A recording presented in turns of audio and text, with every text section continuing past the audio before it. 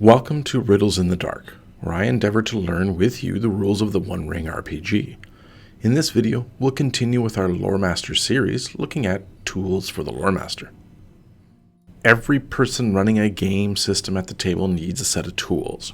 These aren't the dice, maps, games, or other physical objects that you normally see at the table, but tools for the Loremaster to use to help bring to life the game and story for the players to play and engage with. The One Ring RPG is no different than any other tabletop role-playing game in identifying some unique tools to help bring that to life.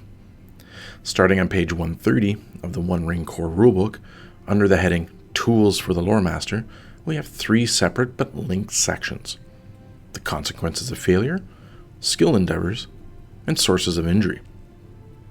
The consequences of failure strives to help the Loremaster in spicing up the results of the players' bad rolls made for their player heroes. When a player makes a roll for an action, on a failure something went wrong. This outcome can be mundane, meaning nothing bad or other negative outcome happened other than failing to do it. While sometimes the outcome is so negative that the consequences need some more adverse outcomes to be played out. To give an additional layer of description, the Loremaster may choose a risk level.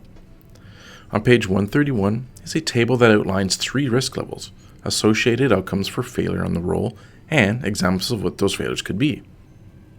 Standard actions are those that player heroes make that have a limited level of risk or pressure, and the player hero generally has a higher control over their circumstances. As an example, eluding the watch of the bounder in a patrol in the Shire, or simply climbing a tree. Hazardous actions are those which the player hero is attempting that is daring, accepting the risk of suffering some serious negative consequences when they fail. Stealing mushrooms from Farber Maggot, climbing a tower with crumbling stonework or loose foliage, swimming the waters of a fast-flowing river. Foolish actions are just that.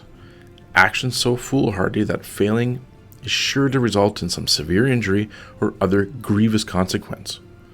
Picking the pockets of a hungry troll, playing a game of riddles with a dragon, bandying words with a wizard.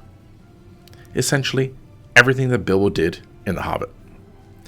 Passing a test means despite the risk level, they succeed and complete the action and suffer no consequences. If they fail, however, the Loremaster must describe what happens to the player hero. For standard actions, a failure on a roll ends in either a simple fail, or offered a chance to succeed, but suffer a minor consequence for still completing it. Succeeding with woe means that the acting player hero succeeds, but at the cost of an unexpected inconvenience that devalues the performance, reducing its overall result, or that carries a negative side effect. Some examples are listed on page 131, like the player hero leaps over a chasm, but drops their sword or shield into the depths. They succeed in climbing a tree, but the branch breaks and now they are stuck precariously high, with no safe way down. Or the dwarven lock is opened, but the magic key used to open it is stuck in the lock. For hazardous actions, player heroes not only just fail, but fail with woe, meaning their actions add additional and serious negative consequences, adding in a new concern that would need their attention. Examples are prey escaping a hunter risking attracting the attention of more dangerous creatures. An orc guard spots the hiding player hero and now is running to sound the alarm. The group of ruffians that the heroes wanted to intimidate now draw their blades. Foolish actions are just that. Foolish, and failing them results in a disastrous outcome. The outcomes of these failures in general cannot be avoided at any rate, spelling trouble for the player heroes and company as a whole. A hero climbing a tree to spy upon an orc encampment falls into the middle of the assembled enemies. The purse the player hero was trying to steal from the troll's pocket sounds a warning, and the hero is caught. The player hero in a game of riddles with a live dragon laughs at them, angering the worm, not heeding the wise words of Bilbo Baggins. Skill endeavors are for use when the Loremaster feels that one skill roll for an action doesn't just quite cut it to bring out the feel for what is required for the player hero, or heroes. Furthermore, it also adds the element of engaging the company as a whole in completing an action or series of actions.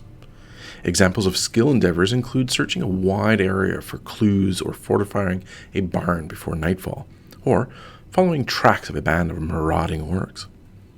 To complete a skill endeavor, the player heroes must achieve a set number of successful rolls. This, called the Endeavours resistance rating.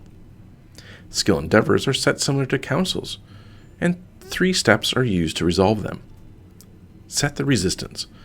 Players describe what they intend to achieve, and the Loremaster adjudicates whether this attempt is simple, with a resistance of 3, laborious, with a resistance of 6, or daunting, a resistance of 9. Each number corresponds to the number of successful skill attempts that are required to complete this endeavor. Page 132 gives some examples for the Loremaster to guide which attempts match what level of resistance. Next, setting the time limit. Player heroes don't have unlimited time to complete an endeavor, of course, and this is the time limit. If the current circumstances require it, the Loremaster sets a time limit or the total number of attempts allowed to complete the endeavor.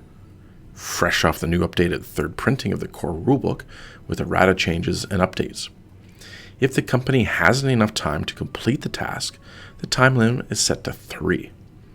If the company has only a short time, the time limit is set to 4. If the company has enough time, the time limit is set to 5. And if there's lots of time to complete the skill endeavor, the time limit is set to 6 or more, pending on the Loremaster's discretion. The Loremaster decides and thinks how to adjudicate the rolls made by the player heroes. For example, searching a wide area for tracks while traveling may allow the players to roll twice a day, while scaling the side of the cliff may ask for a roll every hour or so.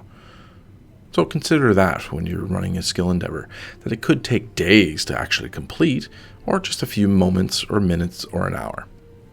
Execution. Once the resistance and the time limit is set, the player heroes start making their rolls, and together with the Loremaster and players, they choose which skill fits the current endeavor. More than one can be used, but it generally has to make some sense.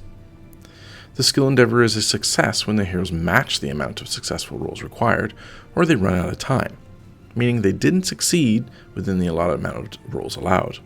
Failure could also be if the player heroes choose to abandon the endeavor at any time, or they're forced to abandon it. What a skill endeavor failure means is up to the Loremaster, and is usually based on the subject of the endeavor itself, using, as similar to earlier, consequences of a failure tools explained earlier for skills. Remember, failing rolls during the course of a skill endeavor, the Loremaster needs to consider the consequences of those individual skill rolls themselves, and if the failure is a simple failure, one with woe, or even a disaster. This in addition to possibly failing the entire skill endeavor as a whole. Sources of injury. Combat generally is where heroes get injured the most, but not always. Injuries and endurance loss can come in the form of an environmental hazard. Failed attempts to jump a chasm, for instance, or other event not covered in the throes of combat. I personally like using the environment as a proxy encounter, an adversary in and of itself for the player heroes to sort of combat through or solve. Often, player heroes take damage from a source of injury as the result of failing a roll. For example, an elf of Linden attempts to wade across a fast-flowing Brandywine at Sarn Ford, fails his athletics check, and slips below the surface of the river and is now at risk of drowning. Other times, it could be experiencing inclement weather and not having the appropriate cold weather gear to brave the bitter winds and the snow. Page 134 shows the Loremaster a table that provides the sources of injury, what is moderate, severe, or grievous in nature, and notes on what effects the Loremaster must adjudicate toward the player heroes. Generally, a source of injury coming from a failed endeavor or inaction by a player hero will result in the form of an endurance loss, or worse, being knocked out unconscious and suffering a wound, or maybe even 2, and therefore dying. The endurance loss table, as shown here, resembles the wound chart that the Loremaster will find on page 101 of the Core Rulebook. Loremaster, when a player hero is experiencing some harmful effect or fails a skill, decides based on the circumstances what the source of the injury is, the severity, and then roll on the endurance loss table as many times as indicated in the notes section of the sources of injury table, as seen here. Taking our example earlier, in the Elf of Linden crossing the fast-flowing Sarn Ford, they fail the athletics skill test and fall below the surface of the water. The Loremaster decides that the player is now drowning, severe, and for each round below the surface of the water, the Loremaster rolls on the endurance loss table. He rolls a feat die and references the result, in this case rolling an 8, meaning the player hero loses 8 points of endurance. The next round, the player hero now rolls again another athletics check to find his footing, swim to the surface, or to avoid further effects of suffocation or drowning. A simple starting athletics check has now turned into an impromptu skill endeavor, requiring multiple rolls for the player hero to cross the fast-flowing river and arrive to the other side in one piece, each roll as dangerous as the first. No one wants a player hero to succumb to injuries and die, but some circumstances will make it hard for the Loremaster and also the player hero to justify survival. Any incident where in all likelihood that a player hero would die instantly, they do so.